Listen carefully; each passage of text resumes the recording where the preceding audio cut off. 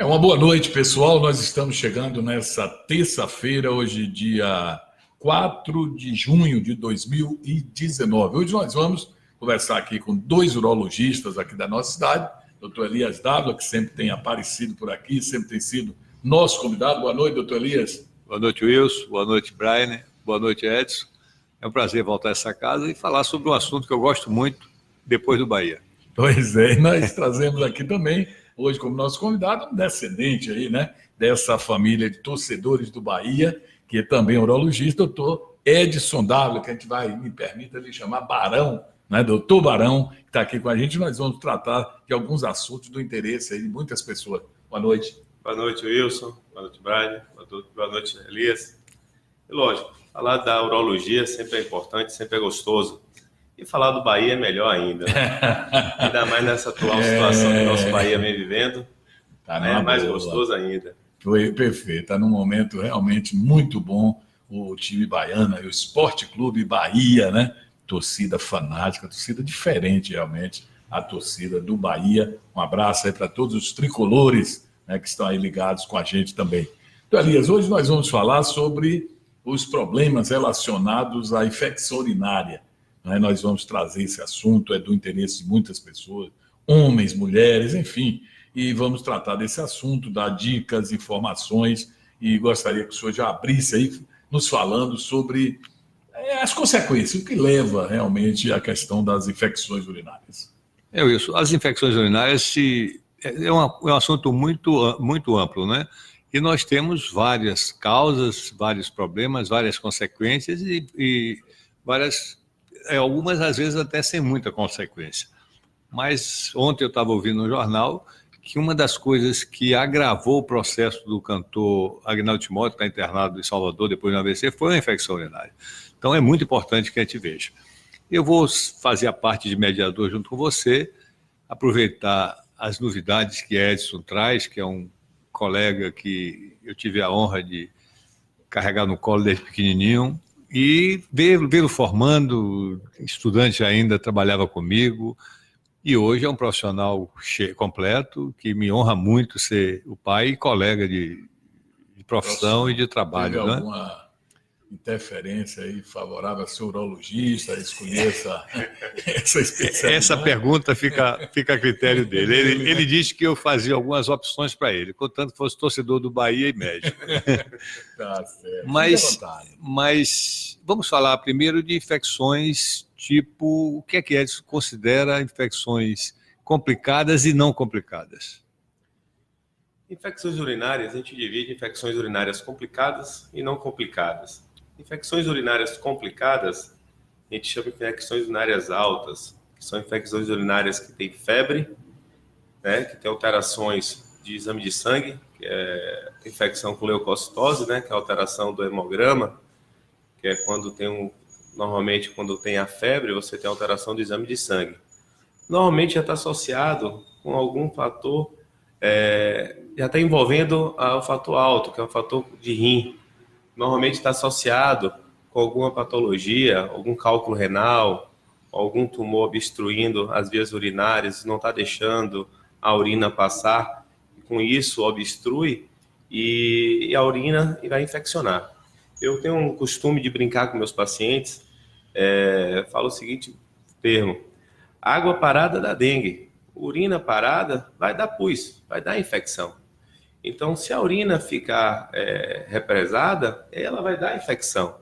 Então, um cálculo renal não deixando a urina passar, obstruindo, isso vai causar infecção. Então, a infecção urinária complicada está associada a isso, a quando tem a febre e alterações de exame de sangue. Infecções urinárias não complicadas é a infecção urinária, normalmente infecção urinária da mulher, que são as cistites, né?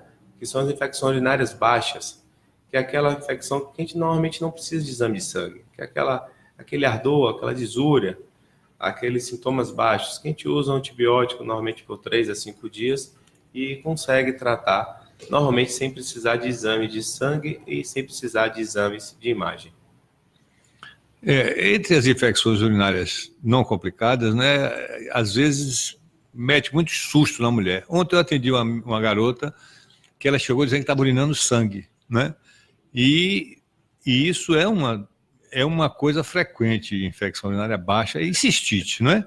Aí tem vários tipos de cistite aguda, uma delas a gente chama, por exemplo, cistite da lua de mel, que é aquela... Mas em relação a esse sangramento, você acha de importância investigar ou não investigaria? Normalmente, doutor Elias, a hematura está muito associado à infecção urinária, né? E assusta muito o paciente. Mas é muito comum acontecer. Quando é uma infecção única de uma paciente adulta, mulher, um quadro isolado, que foi a primeira vez, você usa um antibiótico de 3 a 5 dias, resolve o problema.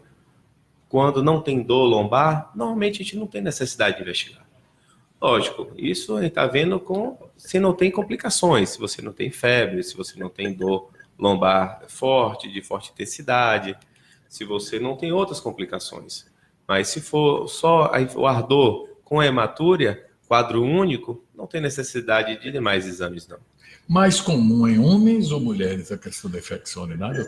Essa infecção urinária, que a gente considera a infecção urinária baixa, de bexiga principalmente, por isso que é o nome de cistite, é praticamente única em mulher.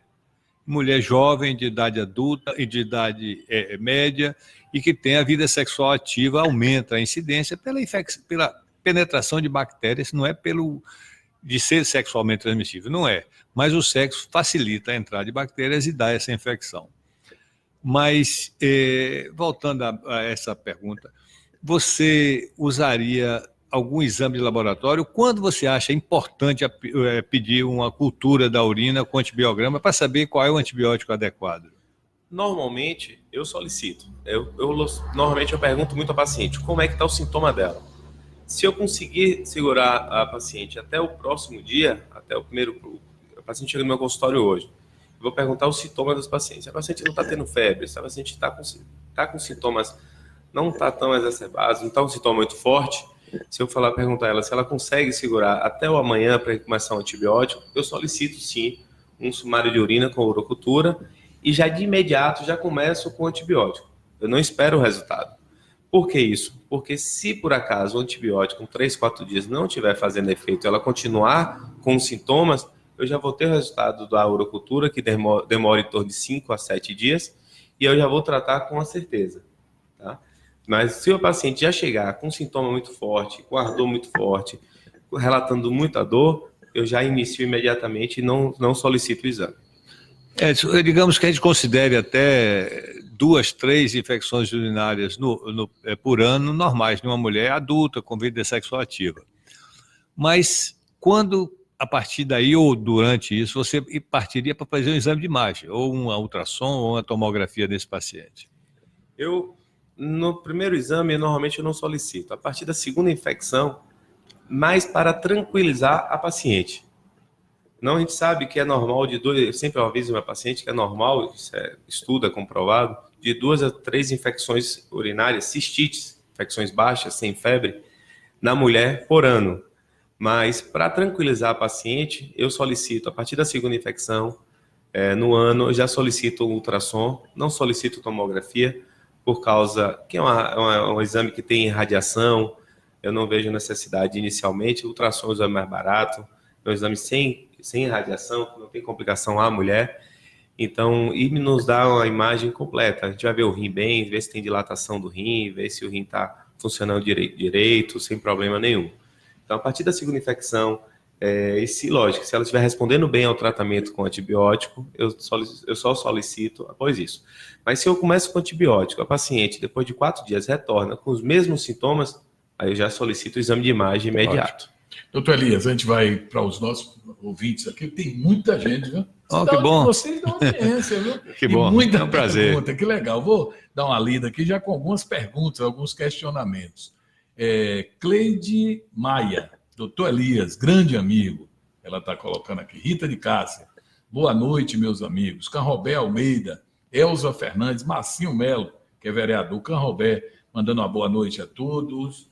Neia Sampaio, Josafá Técio, Leonardo Cezimbra, Jurandir Silva de Almeida. Boa noite, Wilson. Uma boa noite também para os doutores, nota 10. Júnior Machado, Kátia Silene Silva, Maria Santana, Maria mandando uma boa noite, Leonardo Cezimbra, ótimos profissionais, Cíntia Kelly Gleichmann, lá na Alemanha, né, nossa vizinha aqui de cidade, né, de Jaguaquara, mas morou aqui de Gué, Maria Santana, muito bom esse programa, muito esclarecedor. Cida Ferreira, Maria já compartilhou, Eloy Oliveira, Cíntia pergunta, e a cistite na gravidez pode evoluir para uma infecção mais grave? Olha bem, a cistite na gravidez, a gente tem um olhar já diferente na cistite simples da lua de mel, ou da lua de mel, ou a cistite que mulher tem. A gente tem que investigar, porque às vezes acontece o seguinte, com o crescimento do útero, ele pode comprimir o ureter e dar uma dilatação renal. Eu já peguei alguns casos de paciente que tinha quadro de cistite que não era nada. Um exemplo foi sua mãe, quando você estava grávida, ela teve um problema de um sangramento durante a gravidez e nós tivemos que controlar bem. Naquele tempo a gente não tinha nem bem ainda ultrassom na qualidade que a gente tem hoje, mas a princípio não é uma coisa preocupante, existe drogas de uso de dose única para isso, mas a gente precisa ver se tem dilatações de trato urinário ou se tem infecção associada. Se tem, a gente tem que investigar qual é a causa. Perfeito. Vou dar uma seguida aqui rápida com o pessoal. Nayana Mauro, parabéns para esses dois grandes profissionais, ela aplaude. Cida Ferreira, coceiras nas regiões íntimas, o que pode ser? Normalmente, coceiras, né, que a gente chama de prurido, está mais relacionada a lesões ginecológicas, né? A lesões fúngicas. A candida, normalmente, o que mais acontece são lesões de cândida, que são lesões fúngicas vaginais. Não está relacionado a lesões urinárias, a infecção urinária, porque a infecção urinária está dentro da bexiga, que passa pela uretra e não está relacionada à coceira, prurido vaginal. Então, não está relacionado diretamente à infecção urinária. Então, a coceira vaginal é mais uma lesão fúngica do que em si, infecção urinária. Só para complementar, lembrar que essas infecções ginecológicas nós temos que ter um cuidado de tratar logo, porque a grande quantidade de bactéria ou de fungo, às vezes, na vagina, durante o coito, pode ser jogada lá para cima e ser a causa de infecção urinária. É aí que eu disse que não é o coito, que não é o parceiro que tem a bactéria.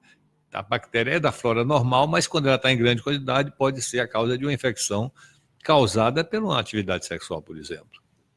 Pois é, Ana Novaes, Arte Móveis Planejado, Maria Santana, parabéns aí para vocês. Cida Ferreira pergunta assim, onde é que esse doutor atende?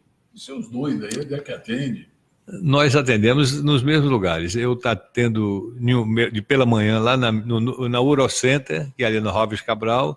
Edson atende na Santa Helena, no núcleo de urologia.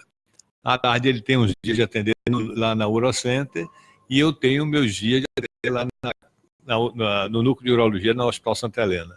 Nós trabalhamos juntos em cirurgias, em procedimentos. Hoje à tarde foi cirúrgica, inclusive, e é nesses dois lugares que nós praticamente atendemos. Ele atende também pelo SUS no Campo do América. Aquele hábito que o bebedor de cerveja tem, principalmente dia de jogo, né? Você está ali assistindo o jogo, vai prendendo a urina o máximo que pode. Quando chega aquela hora, não tem jeito. Aí tem que ir no sanitário. Isso pode causar uma infecção, aquela questão de prender o máximo na bexiga a urina? O bebedor de cerveja nem tanto, porque ele não consegue acumular tanta urina. Mas o acumular a urina, sim. É muito comum em mulheres, ou segurar muito ao ir ao banheiro, isso sim causa acúmulo de infecção. Uma das causas de infecções o prender a urina. É muito comum em mulher, por causa, às vezes, ela trabalha, não quer ir no banheiro do trabalho, porque não é tão limpo, e fica prendendo o máximo para dar tempo de chegar em casa. Uma das causas de infecção urinária esse prender a urina. E, consequentemente, devido a ela prender tanto, ela não quer beber água para não dar vontade no banheiro. Então, ela já faz duas coisas erradas. Não beber água o suficiente e prender a urina. Então, já são dois hábitos errados que é muito comum em mulheres. Não beber água o suficiente e prender a urina, que isso sim causa infecção urinária de repetição. Isso a gente vê muito em professoras. As professoras passam a manhã toda nas escolas, do sanitário, às vezes é mais junto com alunos. Eu vi muito, durante minha vida, eu vi muitas professoras terem essa cistite de repetição por hábitos errados, né? Beber pouca água e não urinar corretamente. Perfeito. Maria Corália Lima, Cíntia Kelly, faz uma relação aqui muito pessoal, viu? Ela diz assim, doutor Elias é cunhado de Lila. Sou, sim. De Lila, ela diz assim, ela fica lá na Alemanha, viu, debaixo da coberta, passando essa mensagem. Minha mãe trabalhou no Piege com o irmão do doutor Elias, é isso mesmo? Isso, Jorge e Lila trabalharam lá. Sei, Meu genro também trabalhar isso. Pois é. E tem mais aqui, Kátia Silene Silva. Essa Kátia Silene eu conheço duas, digita uma e uma daqui. Todas duas trabalharam comigo ela diz assim, na Clínica São Vicente. Estão de parabéns, né? E a Cíntia sempre se está colocando aqui. Não estou grávida, não, é só curiosidade. Ela diz aqui, a Kátia, tem uma menstruação muito forte. Isso pode causar alguma doença? Não, às vezes causa uma anemia, né? Se ela é importantemente forte. Agora tem que se investigar ginecologicamente o que é que está causando isso, né?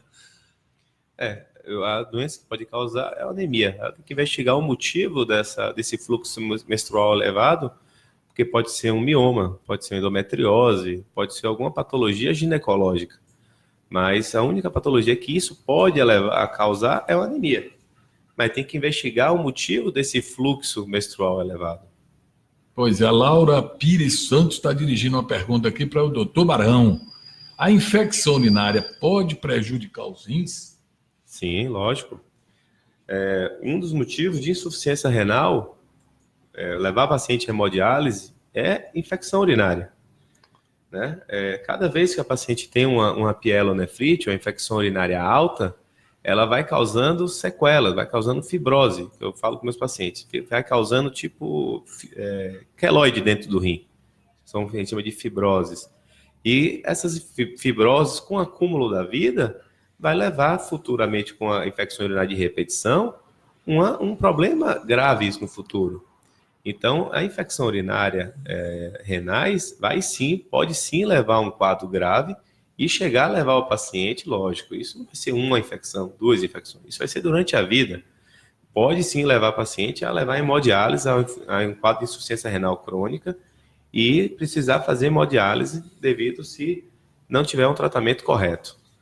E normalmente tem que ser investigado se não tem causas, né, obstrutivas, como cálculo, problemas renais, problemas ureterais, problemas de homens. Às vezes o paciente começa, não é muito comum homens ter infecção urinária, mas às vezes começa a ter porque a partir da idade ele começa a ter a próstata elevada e aí começa a obstruir e ter infecção urinária por causa da próstata aumentada. E isso começa a ter retenção urinária, que é prender a urina, e a urina volta ao rim e começa a ter infecções urinárias altas, infecções urinárias altas e, consequentemente, ter problema renal.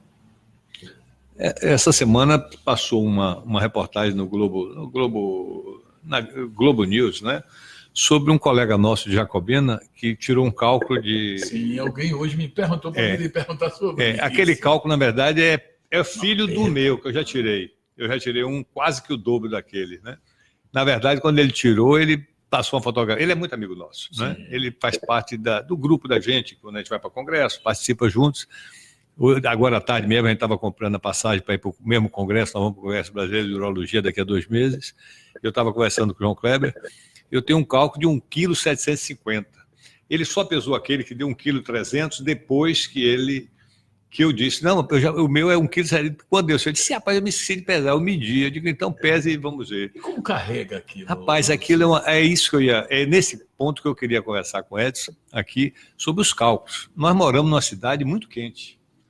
E a gente perde água de várias maneiras e nisso concentra muito a urina. E a partir daí a gente pode formar cálculos, né? Hoje eu devo ter atendido uns 3 ou 4 pacientes com cálculos. Edson, cálculo renal. A gente consideraria um cálculo ainda no rim. De que forma você agiria nesses cálculos? É por tamanho, é por densidade deles, é por grau de obstrução? Como é que você investigaria isso? Vamos lá. Um dos quadros de infecção urinária é cálculo renal. O paciente tem infecção urinária de repetição, a gente pede ultrassom para ver se tem cálculo, porque justifica. Tem um estudo americano, né, que investigaram 100% dos cálculos, 100% deles tinham bactéria, tinham proteus, que é uma bactéria. Então, todo paciente que tem infecção urinária de repetição tem que ser investigado, depois de segunda infecção, veio investigado para ver se tem algum quadro de cálculo renal. Quando a gente vai fazer alguma coisa, algum procedimento, cálculo renal até 0,6, não tem necessidade renal, tá, dentro do rim, que não estão obstruindo os cálices, que é a parte dentro do rim. Não tem necessidade de fazer nada. Tá? Se o cálculo saiu do rim e entrou no ureter, vamos aqui, ó. Rim, vem uma mangueira que chama ureter, que vem até a bexiga. Se o cálculo tiver no rim até 0,6, não tem necessidade de tratamento. Porque a chance que ele vai ter de ser eliminado é maior que 70%. Tá? Porém, se esse cálculo, por algum motivo, na descida, obstruir o ureter, levar o paciente à emergência, aí a gente vai ter que fazer tratamento cirúrgico, que a gente chama para tirar esse cálculo daqui. Mas se o cálculo tiver maior que 0,6 renal, a gente tem sim que entrar fazer um procedimento cirúrgico e quebrar esse cálculo dentro do rim. Isso em pacientes com plano de saúde. Por que plano de saúde? Porque essa tecnologia, que a gente chama de uretero-renolitotripsia laser, não é fornecida ao SUS de forma abrangente. Está sendo agora fornecida no Roberto Santos, mas ainda é muito restrita. Então, aí entra a litotripsia, né? Mas a litotripsia tem bastante limitadores de uso. Quando é que a gente vai fazer uma litotripsia? São cálculos. A litotripsia extracorpórea, né? É feita por aparelho, que é aquela máquina que fica bombardeando. Dando ondas de choque para quebrar esse cálculo. São feitos de cálculo de 0,7 a 1,5 centímetros, com a densidade, ou seja, ele sendo mole, até 1000 densidade de Dade-Hauser, certo? Pacientes magros, pacientes gordos, obesos, não podem, porque não conseguem, a onda de choque não chega até o cálculo. Então, tem limitadores essa técnica. Então, a gente não adianta encaminhar um paciente com cálculo maior que 2 centímetros para a litotripsia extracorpórea, que vai quebrar. E nem duros demais, com densidade superior a 1000 a unidade Hauser. Isso. Então, o padrão de cálculos são esses. Cálculos de bexiga, ureterais, se levou o paciente a uma emergência, é cirúrgico. Tem que fazer tratamento cirúrgico, tem que desobstruir esse ureter, porque uma das complicações da urologia, a urgência urológica é litíase ureteral. E eu já perdi paciente na unidade em hospital SUS, porque no hospital que eu estava em plantão não tinha esse serviço, e o paciente chegou para mim com infecção, a gente tentou regular o paciente e não deu tempo de regular. O paciente caminhou com a sepse, infecção urinária grave, e chegou ao óbito. Infelizmente chegou ao óbito. Então a gente tem que desobstruir, tem que tirar esse cálculo para a urina voltar a drenar e o rim voltar a funcionar normalmente. Ainda que não tire o cálculo, isso é bom a gente dizer o seguinte: você tem que desobstruir. Existe uma sondinha que chama duplo J, não é? A gente chama rabo de porco, né? Ela tem duas curvinhas, uma em cima e outra embaixo, para não descer nem para subir totalmente. Então, às vezes, na urgência, você só faz passar o duplo J. Eu tive um caso de uma menina que tinha cálculo de ureter, estava grávida, e eu passei o duplo J, pronto. Terminou a gravidez, nós fomos e tratamos o cálculo. Então, esses cálculos, que a gente chama URS, né? A sigla de ureteroscopia transureteroscópica, que a gente olha pelo ureter e quebra ou tira. Tem uma cestinha que a gente pega esse cálculo e puxa ele.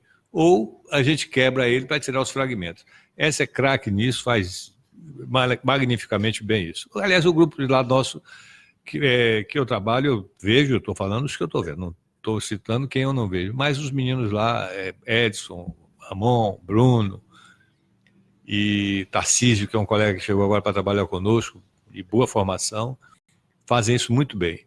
Pois é, nós estamos entrevistando, para você que está ligando agora aí, o doutor Elias Dávila, urologista, e o doutor Edson Dávila, né, doutor Barão aqui, que fala sobre urologia Tem muita gente acessando aqui, agora entrando, começando a assistir, gostando desse papo aqui. Nós estamos falando sobre infecções que acontecem urinárias, né? Isabel Araújo, é só aplausos e um coração aqui, manda para vocês e para o tema. Paulo da Silva Andrade, Roberto Santana, Lu Oliveira, a Cleia Brito dos Santos, ela diz assim: meu sogro faz muito xixi, até na cama ele faz, é problema de próstata? Pode ser, Wilson. Normalmente o paciente que tem um grau de obstrução pela uretra fica, a próstata abraça a uretra, né? E abraçando a uretra ela vai fechando. E fechando, a força que a bexiga faz para desobstruir, para eliminar a urina toda, normalmente fica um resíduo urinário alto. E esse resíduo urinário faz com que, em pouco tempo, ele tenha vontade de urinar de novo e ele vai e urina mais um pouquinho. Ele nunca esvazia a bexiga totalmente. A bexiga cabe 300 a 400 ml, ele só urina 100, mas fica 200. Daqui a pouco ele está com vontade de novo. Não, pode ser. É uma das causas que a gente pode pensar, mas existem outras que a gente tem que investigar. Por exemplo, existe bexiga neurogênica, paciente diabético, paciente que tiveram AVC, tem uma alteração na musculatura da bexiga que ela não responde bem e pode fazer acontecer isso. Tem que ser investigado. Pessoal da Clínica Integrar, mandando um abraço aí para vocês, para os dois profissionais que estão aqui com a gente. Também o Cosme Borges, Luiz Cláudio Lopes, né, médico. Colega nosso, muito amigo. Vocês, Valdemir Vidal, grande. Foi meu paciente ainda pequeno, Luiz Cláudio, viu? Cláudio, criança. Está aqui acompanhando. Valdemir Vidal, grande torcedor grande amigo. Do Vascão, como ele diz. E do Bahia. Aí o Luiz Cláudio Lopes complementa aqui. 2 grandes e queridos colegas. Carlos Leone, Laura Pires Santos, amor, esses grandes médicos. Deixa-me ver mais aqui. Cláudia Silene, sou de Jiqué. Já foi contatado foi contatado um mioma de mais de década, né? É mais isso que ela está dizendo, a questão do mioma. Os doutores acham que devo tirar o útero. Ela acho que fez aí vai depender do ginecologista dela, né? Por exemplo, uma paciente que tem um mioma pequeno, que não sangra muito, ela está perto por exemplo, da menopausa, provavelmente não, mas é o ginecologista quem vai definir, analisar cada caso para... Agora, Luiz, eu queria abordar um outro assunto. Mas deixa eu passar esse pessoal aqui, porque tem muita gente ainda na mesma questão. Isso. Como você Carlos Leone, um abraço para cá. Laura Pires Santos, Lore, ela diz assim: amo demais esses 2 grandes médicos. Ela faz aqui. Obrigado, Laura. A Laura, né? Kátia, tal, ela falou. Carlos Leone, novamente, um abraço aos meus amigos, doutor Elia, doutor Edson, Valdemir Vidal, boa noite, parabéns aos urologistas, doutor Elia, Jorge Cunha, Souza Cunha, Sara Barreto, diz aqui a Laura, meu pai trabalhou com eles, nego veterinário, nego, como Edivaldo Valasco. Doutor Cachorro. Deixa eu ver esse nome aqui. Luzes Souza, pois não, cara? Laura tem 2 irmãs e eu já operei. Teve cálculo ureteral. Eu lembro. As 2 tiveram cálculo ureteral, o cálculo obstruiu o ureter, saiu do rim, obstruiu e a gente teve necessidade de operar e desobstruir. Pois é, a Kátia Silene está dizendo assim, o problema é que o excesso, né, de pessoas que procuram consultas através do SUS é muito grande, é difícil encontrar bons médicos como vocês aí disponíveis no Sistema Único de Saúde, né, nas unidades de saúde, o que ela deve fazer? Bem, eu acho que a urologia hoje está bem servida, viu, Wilson? É uma das especialidades bem procuradas. Hoje, de que já somos, acho que 10 ou 12, né? Além de que nós temos 2 colegas de Salvador que vêm, às vezes, conosco, o doutor Joab e o doutor Juarez, grandes amigos, excelentes profissionais, professores. E hoje, para você for ser urologia, você tem que passar pelo menos 5 anos depois de formado em residência, né? Fazendo 2 anos de cirurgia geral, mais 3 de urologia. Todo urologista hoje tem que bater esse carimbo para estar trabalhando. Jorge Caruso, o nome até uma figura muito conhecida, né? Jorge Caruso, dele. É o filho, né? Doutor Elias, boa noite. Me dê uma informação, o exame da próstata, né, o toque, tem que ser feito todo ano ou de 2 em 2 anos? Hoje existe uma escola que acha que deve ser feito todo ano o PSA e o toque depois dos 50 anos. Eu acho que se você tem um parente próximo que teve câncer de próstata, você deve começar a fazer isso aos 45. Eu acho conveniente. Eu já tenho um paciente que tinha um PSA normal, eu fiz um toque, tinha uma nódulo, eu biopsiei. Esse paciente deve estar sendo operado por agora, ele saiu para operar. Então, é importante o toque, a gente percebe alguma alteração, a gente tem que investigar melhor. 10% dos tumores são PSA negativo, não é? A gente sabe que tem alguns tipos de tumores, além do adenocarcinoma, que é o mais frequente em câncer de próstata, existe o sarcoma de próstata, que o PSA não altera nada, e 10% dos tumores, os adenocarcinomas, que são esses que a gente mais tem, o homem tem. Eu estava colocando até hoje com um colega, se nós vivermos até 100 anos, todo mundo vai ter câncer de próstata, né? Todo mundo. Isso não é para meter medo de ninguém. Mas existe câncer que você não precisa fazer nada, não precisa tratar, só observar, a gente chama vigilância ativa. Pois é, para concluir essa turma aqui, vai a gente mudar o tema aqui com o doutor Elias, vai mudar aqui um pouco o que está sendo abordado. Luiz Cláudio Lopes, bem lembrado, grato pelo carinho, lembrando o atendimento que você deu a ele. E está aqui, o Jorge já respondeu, Délcio Fraga Miranda, Luz e Souza, boa noite, parabéns a essa equipe de profissionais. Kátia Silene volta a aplaudir. Que nome é esse? Arginilton Reis, Didito, está aqui com a gente. A Cíntia, cálculos são removidos por litotripsia, é isso mesmo? Litotripsia, que nome? Ou através da técnica da endoscopia? Isso. A litotripsia, é o que eu tinha dito. A litotripsia extracorpórea. Litotripsia é o ato de quebrar o cálculo. Aí Edson vai dizer as várias maneiras de fazer litotripsia, não é? Litotripsia não é uma maneira, são várias. Você pode ter por endoscópico, você pode ter por extracorpóreo. Edson vai explicar isso para você. Existe litotripsia extracorpórea, que é quebrar sem a necessidade da cirurgia, que hoje é uma técnica já em desuso, porque você não tem a certeza que vai conseguir quebrar o cálculo, né? Então você faz o procedimento, mas você não tem a certeza que vai conseguir retirar esse cálculo. É como eu falei, hoje a gente usa mais em pacientes em SUS, porque a gente não tem opção do que para onde encaminhar o paciente, então você encaminha pacientes de cálculo de 0,7 a 1,5, com densidade baixa, a gente encaminha para a litotripsia, pacientes magros, a gente encaminha para a litotripsia extracorpórea. E tem as endoscópicas, né, que é a ureterorenolitotripsia laser, que a gente entra dentro do rim com um aparelho, uma cirurgia, e quebra a gente pulveriza esse cálculo, essa pedra, com uma fibra laser. A gente pulveriza, pega um cálculo independente do tamanho e pulveriza ele. E quando as pedras são muito grandes, a gente faz a nefrolitotripsia percutânea.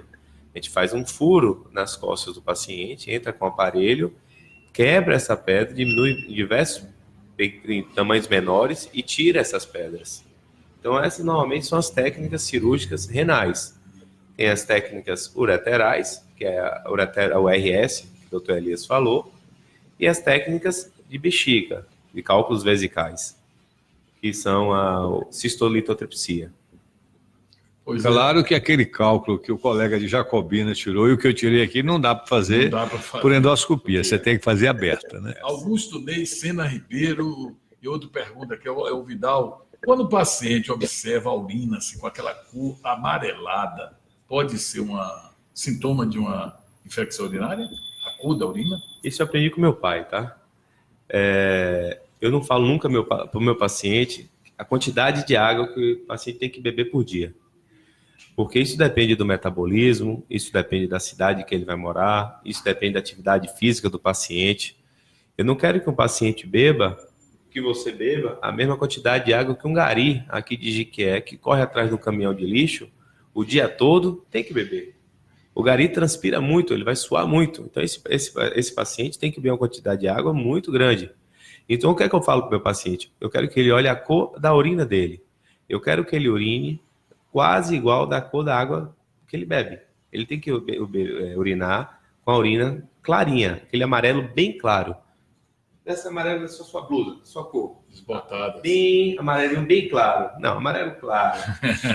Por quê? Porque se tiver mais concentrado, alaranjado, isso a urina está concentrada, ele não está bebendo água suficiente. Isso vai facilitar ter infecção urinária, isso vai facilitar ter cálculos renais. Adson Pinheiro Santos, Normélia Mendes, Bonfim e todos mandando abraço, que é Adriano Senna.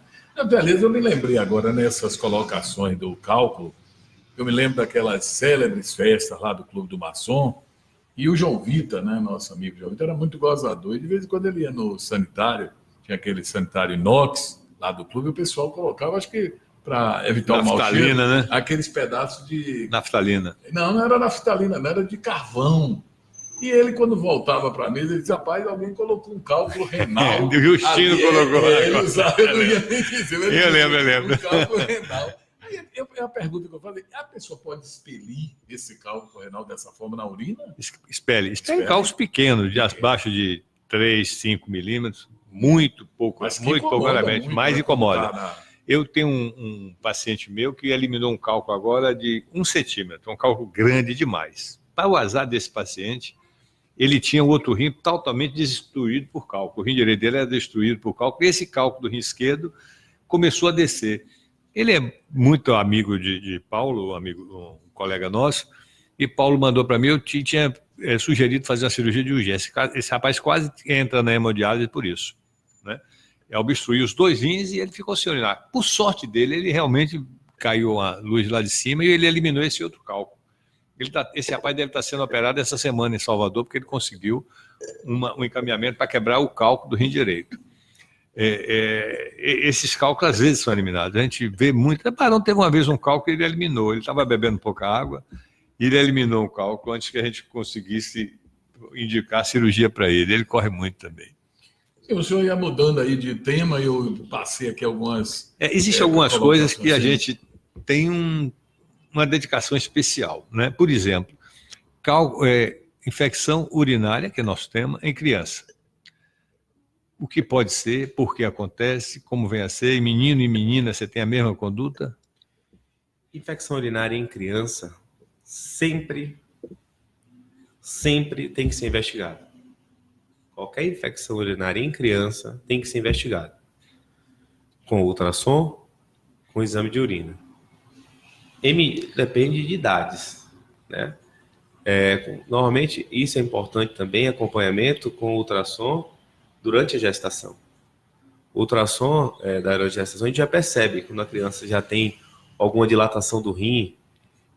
Às vezes a gente indica procedimentos cirúrgicos devido à dilatação renal, que esse paciente vai ter infecção urinária nos primeiros dias de vida, a gente já encaminha a cirurgia nos primeiros dias de vida por causa de problemas renais ou problemas uretrais, como válvula de uretra, que é um estreitamento da uretra, que é um local que chega até a bexiga, do pênis até a bexiga, que a gente tem que dilatar isso, tá? Então, é diferente, mas sempre a gente tem que investigar infecção urinária na criança. Em mulher é mais comum refluxo, né? Refluxo menina, né? Menina, em criança. Refluxo vésico-ureterais, que é o quê? Que a menina às vezes prende o xixi e a urina volta para os rins. Então a gente tem que investigar isso também para verificar, e tem diversos tratamentos a depender do grau do refluxo, do quadro de infecção, tudo isso. Por coincidência, essa semana está sendo operada aquela criança que nós encaminhamos para o hospital. Você até que conseguiu a vaga para ele lá no hospital de Irmã Dulce, onde você fez residência, e tem um professor de urologia pediátrica, Dr. Nilo Leão, que é um dos bons uropediatras do Brasil. Ele está operando essa criança hoje, que o menino estava com a infecção urinária, estava sendo tratado, e quando nós investigamos ele tinha um refluxo. Refluxo é o seguinte, Wilson, nós temos uma válvulazinha cá embaixo no ureter, né? Aqui está o rim, aqui está o ureter e aqui está a bexiga. Existe uma válvulazinha que impede que a urina volte quando a gente vai urinar. Quando essa válvula tem um defeitozinho, a urina retorna. Isso chama refluxo, né? E aí leva algumas bactérias lá para cima e quando você termina de urinar, a bexiga fica cheia. E quando ela fica cheia, dá tempo de bactérias que normalmente a gente elimina pela urina se multiplicarem, né? Aí, esse refluxo, a depender do grau, como o Edson falou, tem que ser tratado clínica ou cirurgicamente. Quando o menino vai crescendo, às vezes cura espontaneamente, quando tem de grau 1 a 5, né? Grau 1 e 2, às vezes, cura espontaneamente com o reforço da musculatura da bexiga. Agora, Edson, estenose de Jupe, a gente ouve falar, a gente urologia vê todo dia. Quando é que você indica fazer, qual é o melhor exame para você indicar cirurgia e o que é estenose de Jupe? Estenose de Jupe é o estreitamento da junção uretero-piélica, que vem a ser isso. Rim, ureter, é o estreitamento da onde sai o rim e começa o ureter. Então, isso aqui está estenosado, com isso o rim dilata e a urina não sai de forma adequada. E isso causa infecções urinárias. E isso pode, pacientes, perder o rim. Se o estreitamento for significativo, se for importante, o paciente perde o rim. Eu já tive crianças que foi para hemodiálise, eu fiz o transplante renal na época da residência, por causa de estenose de Jupe. Bilateral, no caso. Eles tiveram estenose de Jupe bilateral. Isso ele evoluíram com estenose de Jupe bilateral e precisou fazer transplante. Chegou a perder o rim. Perdeu o rim. Exames. Em crianças, às vezes a gente precisa operar antes de certos tipos de exames. Exemplo, quando tem paciente que a gente não consegue pedir uma cintilografia renal com DTPA, que é um exame que a gente vê o grau de obstrução, é uma cintilografia. Eu já operei pacientes que eu não tive como esperar, porque eram crianças, tinham acabado de nascer, não tinha tempo hábil para esperar os exames, porque se eu esperasse, poderia perder esse rim. Então, às vezes tem técnicas que você pode evitar, como o quê? Fazer uma nefrostomia nessa paciente. O que é nefrostomia? É botar uma sonda diretamente no rim. Para passar a infecção e depois resolver o problema. Mas o objetivo dessa nefrostomia é esse, é você tratar a infecção, usar um antibiótico, quando o processo infeccioso melhorar, você resolver o corrigir o problema. Eu observei um dia desse, né, até nos trouxe assim, uma preocupação por desconhecimento, uma criança, 7 anos de idade, e começou a aparecer sangramento na calcinha dessa criança. E aí levou no pediatra e constatou estar com a infecção. Aí ficou, de que essa infecção pode ser? Infecção urinária? Urinária. E aí fez os exames e tal, e o pessoal, uma das suspeitas que levantou é de que pode ser porque é na escola, aquela coisa de ficar com vergonha de pedir para sair para urinar e tal. Isso tem a ver realmente? Eu acho pouco provável isso. Pouco provável, né? Agora, eu só contar um casozinho. Sim. Um caso. É bom a gente contar casos porque as pessoas pegam melhor a coisa. Tem uma colega minha aqui, foi a primeira ultrassonografista de que um dia comentou comigo, Elias, fulana pariu, uma senhora amiga nossa, e eu notei no exame de ultrassom gestacional que o filho dela, na gravidez, tinha uma dilatação renal bilateral. Coincidentemente, o casal era amigo meu e nós estávamos lá no Baba do Clube dos Maçons, jogando, e eu cheguei, eles, fulano, você já levou, eu não era meu paciente, eu não tinha nenhuma ligação assim, mas eu, como era amigo meu e eu tinha um quadro clínico, e a colega me disse, eu digo, fulano, você já levou para um colega, um médico, um urologista olhar seu menino, recém-nascido com 2 meses, que a colega Lucidalva viu alguma coisa nele, achou diferente, que é bom depois disso fazer um ultrassom para ver se tem alguma coisa. Ele disse, não, Elias, não olhei, não, até me comentou, minha esposa me ligou, me comentou, mas eu não olhei.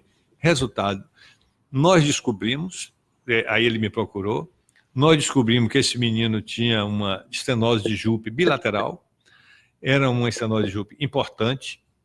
Eu encaminhei ele para Salvador, para Nilo Leão, que era uma referência na uropediatria na Bahia, e Nilo operou esse menino. Hoje eu estou vendo ele já andando aqui, formado, um profissional já exercendo sua capacidade total. Pois é, Arlon Ferreira, nosso amigo aí do Judô e Ação, está aí nos vendo, Vânia Almeida da Silva, Andréa Top Iluminação, o Arlon diz aqui, grande abraço para esses 2 profissionais. A Clínica Urocenter é grande parceira do projeto Judô Ação. O nosso companheiro de rádio, Fábio Silva, lá em Jaguaquara, está nos acompanhando. Ivete Santos, não é Sangalo, não, é Ivete Santos. E também Ivonete Cerqueira, todo o pessoal aí que está também sintonizando. E está chegando muita gente aqui com algumas perguntas e a gente vai daqui a pouquinho passar. A Joélia Barros também está nos acompanhando aí, doutor Elias. Você voltou da criança. Uma das coisas também que é muito comum em infecção urinária em criança é intestino preso. É uma coisa que normalmente, às vezes, você não investiga muito, mas a obstipação crônica em menina, você pode levar a infecção urinária por translocação bacteriana. Tá? Isso lá na época da residência é uma coisa que o Dr. Nilo discutia muito com a gente, conversava muito, e pacientes com algum grau de estenose de Jupe, paciente com bexiga neurogênica, ele brigava bastante com a gente para não permitir que a paciente tinha obstipação crônica.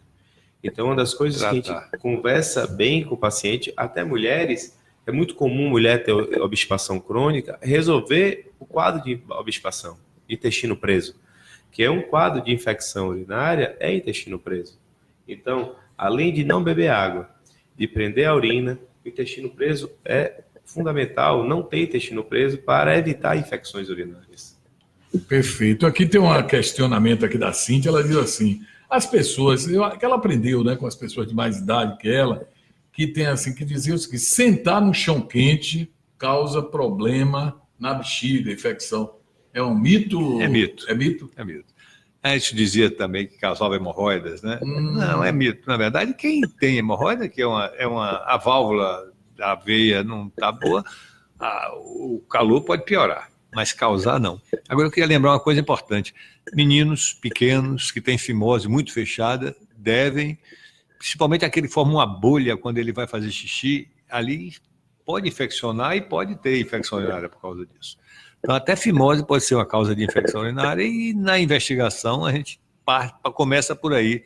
Também abrir o pintinho dele, ver se ele lava direitinho, se tem infecção, se tem estenose ali, se precisa operar fimose ou não.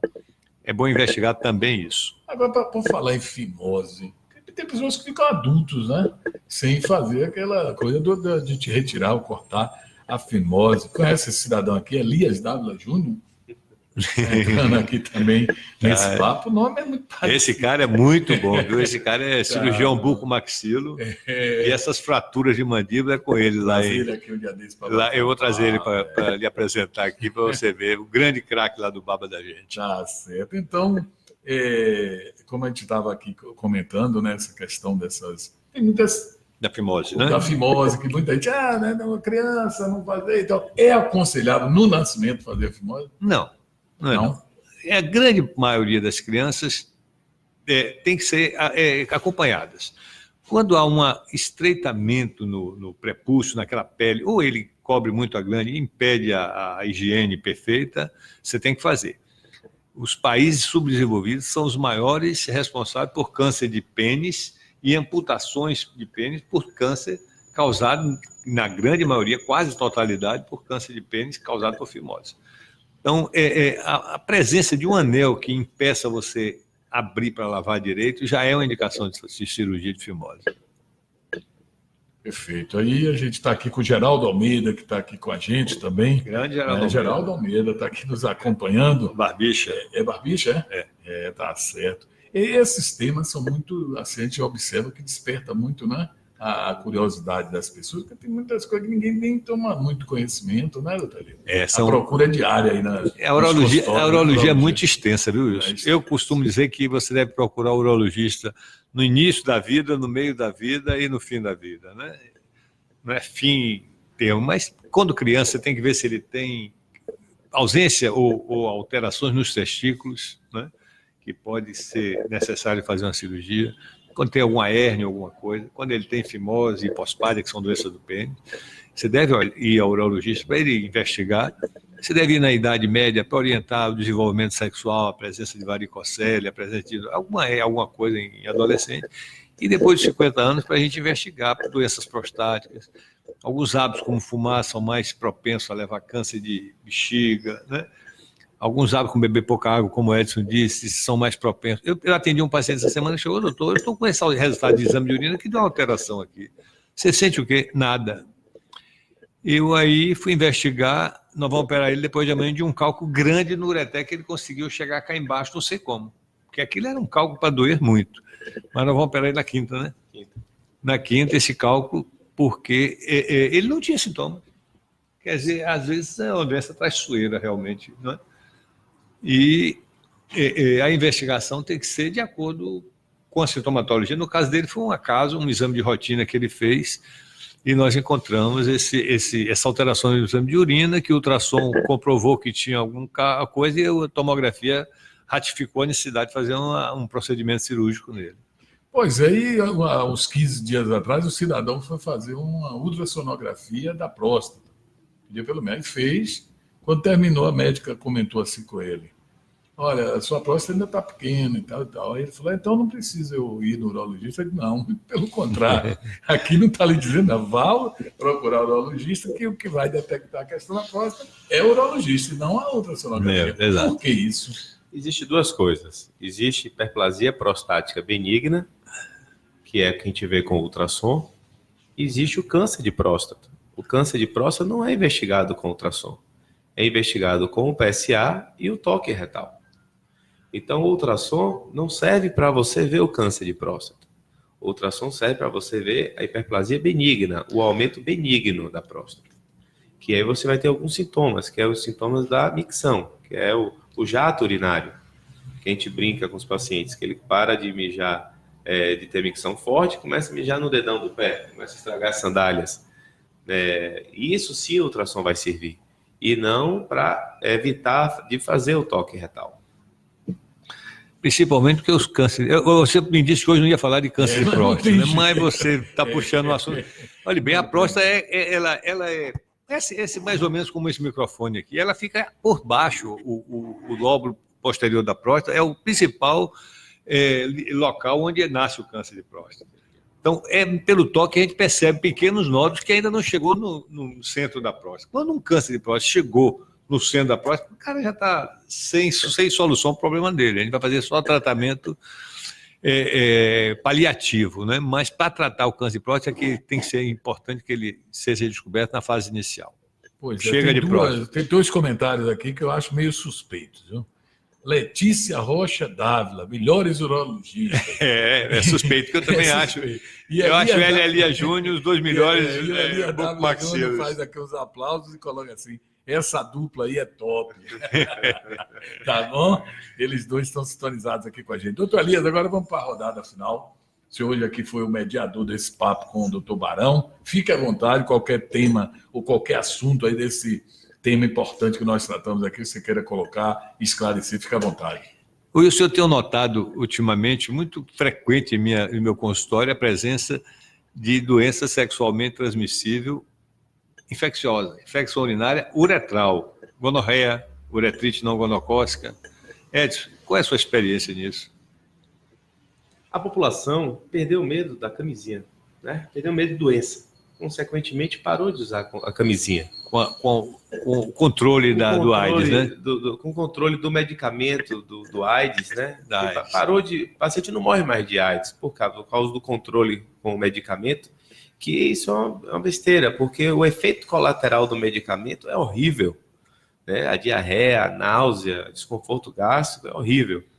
Devido a não ter mais essas mortes, na minha época, vários artistas e atores morreram. Cazuza, Fred Mercury, verdade. Vários morreram. Não morreu mais ninguém com a AIDS. Consequentemente, a população perdeu medo da doença.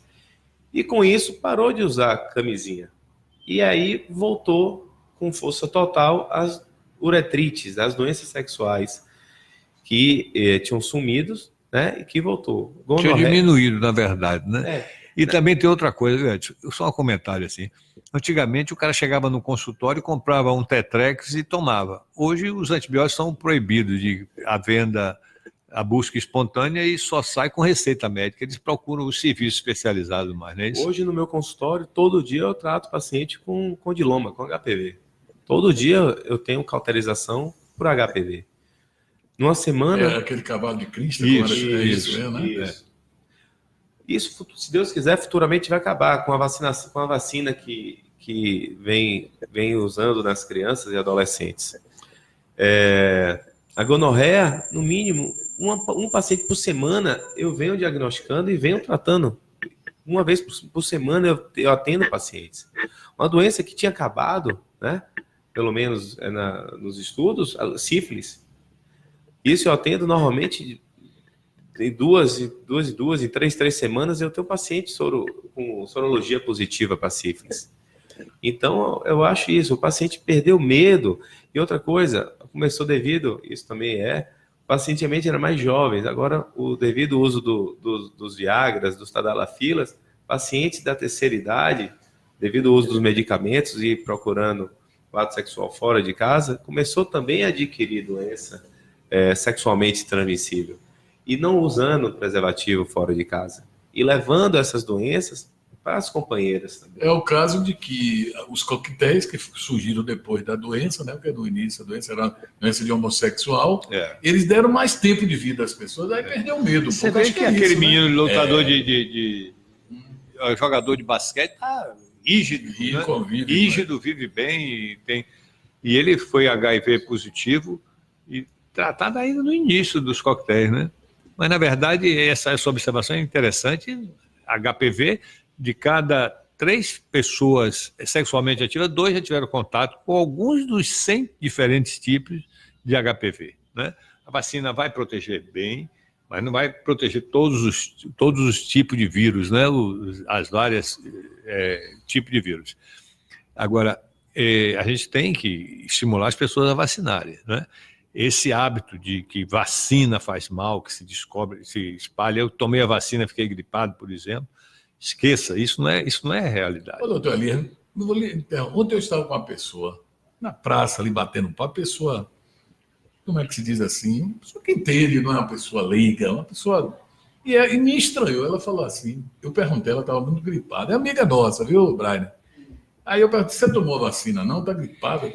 Eu disse, eu sou maluca, porque aquilo é um coquetel de vírus que estão colocando na gente. É isso que eu sou instruída. Olha bem, assim, as vacinas, grande parte delas são vírus vivo atenuado. Né? O que é que ele faz? Chega para você, o vírus não tem a doença, já está atenuado, ele foi criado de uma maneira, você entra em contato com ele para você criar anticorpo contra ele. E a vacina de gripe é contra H1N1, os tipos dela que são mortais. Você está vendo? Todo dia morre gente no Brasil. E gripe nós vamos ter sempre. Eu tomei minha vacina, vou ter gripe, agora não vai ser provavelmente por H1N1, que é o vírus agressivo, digamos assim. Pois é, a gente está chegando. Por que é que está voltando sarampo, está voltando poliomielite, doenças que estavam extintas no Brasil? A gente tem que fazer um outro trabalho, começar do zero praticamente, para conseguir vacinar a população toda de sarampo. Isso é uma coisa, um ato normal, sem precisar de tanta campanha, tanta prorrogação. Então, Roque Carlos Silva Cal, um amigo nosso aqui de Jiqueta, acho que está morando em Salvador, Luiz Bertani, grande amigo. Um abraço. Um abraço para a Vera, eu acho que foi aniversário dela essa semana. Né? Paula Falcão falou, show de bola. Essa aqui também vocês devem conhecer. Tatiane Santana Dávila. Quem conhece é Edson. Tatiane Santana Dávila, aqui mandando muito aplauso. E Lu Santana, todo esse pessoal que esteve aí nos acompanhando. Aí vão assistir ainda, porque vai ficar rodando aí uma paga. O bom da internet é isso, vai assistir. Eu tenho uma amiga minha que diz, eu só assisto meia-noite, quando eu estou relaxada, chego do trabalho, eu assisto as entrevistas, ela gosta muito. Obrigado, doutor Marão. Obrigado. Mais uma vez aqui você... Tá aqui já veio aqui uma certa feira, já tem tempo na rádio, não foi? Que a gente foi na rádio e ali é cadeira cativa. Eu sempre estou convidando. Eu já estou enchendo o saco às vezes. Não, muito Mas bom. Eu estou esperando só do meu amigo torcedor do São Paulino ali. Ele está meio triste. Agora eu estou vendo ele com aquela bola do 88, me alegrou, viu? Aí, em comemoração ao ano que o Bahia foi campeão brasileiro, né? Que bom, rapaz. Hein? Tem dois, Um grande abraço para você, Wilson, um grande abraço para Brian. Obrigado, meu filho, você realmente é um orgulho para mim. Tá certo. E eu estou às suas ordens, precisando de mim, pode contar comigo, que eu estou aqui para falar de futebol, de E o que urologia, for, de trazer até algum colega de outra especialidade. Sim, Eu espero importante. um dia desse trazer Elias mais Letícia aqui para falar de traumatismo de face, que é Muito bom, muito é uma coisa muito frequente na vida deles. Fique à vontade. Eles operam praticamente 10, 12 casos por semana só de traumatismo de face lá no Hospital Prado Valadares, queda de moto. Isso é grave, é bom assunto. Cíntia Kelly está dizendo aqui que é meia-noite, eu vou descansar, beleza, depois eu vejo, mas o programa acabou também. Meia-noite lá na Alemanha, Paula Falcão, melhores urologistas de Jiqué e região. Ive Nassar, e para todo mundo, com essas pessoas últimas que a gente falou aqui, um forte abraço, obrigado pela sintonia. Amanhã tem o Papo de Boleiro, né? Que é com o... É flamenguista, mas ele vai vir o alegre. Não é o Toninho de Piqueires. Mas se o Corinthians ganhar, ele também torce pro Corinthians. Ele não tem isso com ele, não. Amanhã o Papo de Boleiro. Olha, ele me lembra muito Zélio, né? Que Zélio é o time que está vendendo mais camisa, é quem interessa a ele. Essa não pode deixar de marcar aqui. Lu Santana diz assim: Doutor Elias, gosto de você. Excelente profissional. Muito obrigado, Tá bom, um grande abraço. Gente, uma boa noite. Obrigado, Barão. Obrigado a você, ouvinte. Aí continua sempre com a gente aí, viu? Tchau.